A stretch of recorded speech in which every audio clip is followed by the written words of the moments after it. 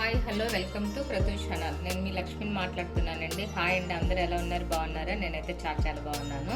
ఈరోజు నేను చేస్తున్న రెసిపీ ఏంటంటే మటన్ గ్రేవీ కర్రీ చేస్తున్నానండి. ఇది చాలా సింపుల్గా చేసేసుకోవచ్చు. మసాలాస్ కూడా ఎక్కువ ఉండవు, టేస్ట్ కూడా చాలా సూపర్గా ఉంటుంది. మనం బాడీకి ఎంత మసాలా తగ్గించుకుంటే అంత మంచిదే అండి. సో నేను వచ్చి 1/2 kg మటన్ తీసుకున్నాను. ఆల్రెడీ క్లీన్ చేసేసుకున్నాను మటన్ అంతా కూడా. ఇప్పుడు ముందుగా స్టవ్ వెలిగించుకొని నేను కుక్కర్లో చేస్తున్నానండి. కుక్కర్ పెట్టి ఆల్రెడీ ఆయిల్ కూడా వేసాను. ఆయిల్ కూడా హీట్ ఎక్కుతుంది. ఆఫీస్కి వెళ్ళే వాళ్ళు మటన్ కర్రీ కనుక చేసుకోవాలంటే ఇలా త్వరగా చేసేసుకోవాలి.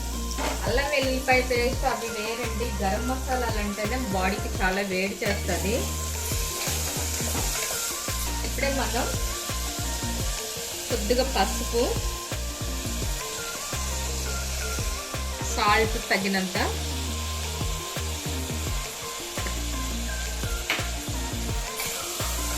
ఇవి కొద్దిగా ఫ్రై అవ్వాలండి. ఉల్లిపాయలు ఫ్రై అయిన తర్వాత మనం అప్పుడు వెల్లిపాయ పేస్ట్ వేసుకుందాం.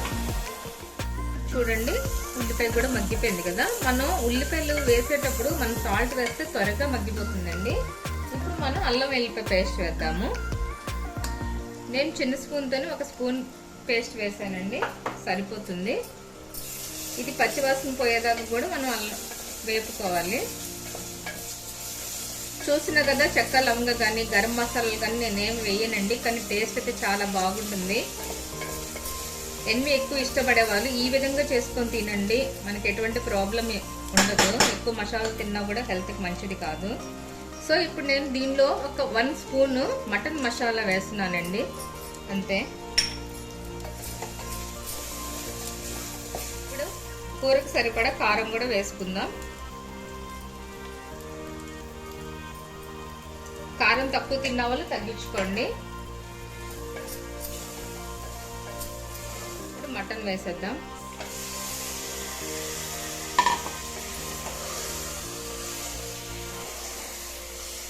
ఇప్పుడు ఈ మటన్ అనేది ఒక 5 మినిట్స్ సిమ్లో పెట్టేసి బాగా మగ్గనివ్వండి.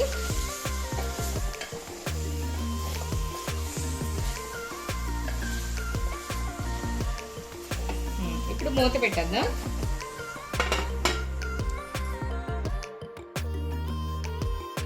మూత తీసి చూద్దామండి ఇప్పుడు. సో చూస్తున్నారా, మనకు ఆయిల్ అంతా కూడా ఇలా సపరేట్ అవుతుంది కదా.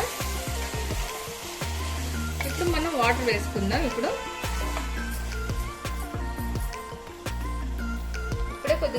కొద్దిగా కొత్తిమీర కూడా వేసుకుందాం. వాటర్ వేస్తున్నానండి. మినిమం ఒక 10 విజిల్స్ వచ్చేదాకా చూడండి.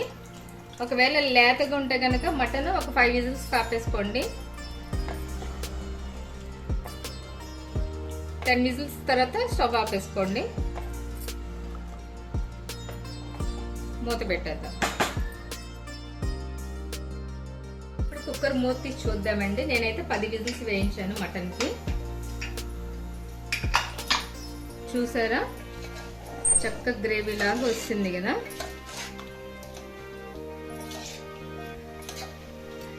గ్రేవీ ఎక్కువ కావాలనుకుంటే ఈ విధంగా దించుకోండి. నేనైతే ఇంకా కొద్దిగా దగ్గరగా చేసుకుంటాను.